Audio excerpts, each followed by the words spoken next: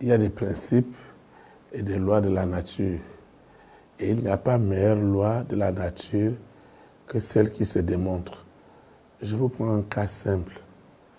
Jésus-Christ est venu, il est arrivé à la plage, il rencontre un homme appelé Pierre qui est pêcheur. Cet homme est un prêtre initiateur de la culture Mamiwata. Et avant d'aller à la pêche, ce monsieur fait des rites. Mais ils sont allés à la pêche, ils n'ont rien trouvé.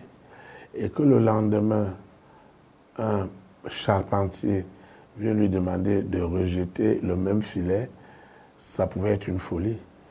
Mais Pierre a dit que sur les paroles de Jésus-Christ, lui va jeter le filet.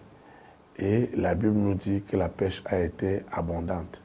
C'est une démonstration. Tout ce qui ne peut pas se démontrer est une séduction, est une manipulation.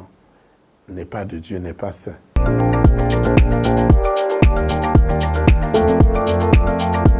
La nature sainte a quelque chose de particulier. C'est que l'arbre donnera toujours son fruit.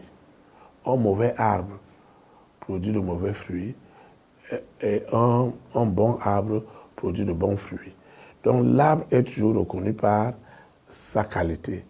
Alors ce qui est saint, ce qui est divin, ce qui est lumière ne pourra jamais produire l'obscurité. Quelle que soit votre croyance, c'est une loi spirituelle. Quelle que soit votre croyance, si vous croyez à être dans la vérité et que cette vérité ne peut pas vous affranchir et que cette vérité ne peut pas vous donner de l'équilibre et que cette vérité ne peut pas vous donner de l'espérance, de la foi, de la paix du cœur, vous êtes dans une séduction. Dieu doit vous accorder la grâce de sortir de ce milieu-là.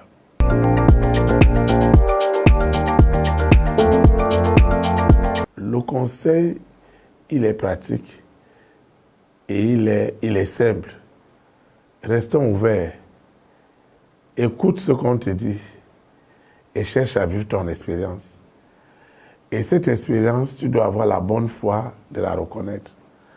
Parce que dans la vie, il y a des gens qu'il faut rencontrer et dans la vie, il y a des gens qu'il ne faut jamais rencontrer. Toute personne qui ne peut pas t'apporter de la valeur ajoutée en termes de solutions, en termes de résolutions, en termes de réponses, très vite, il faut abandonner cette route.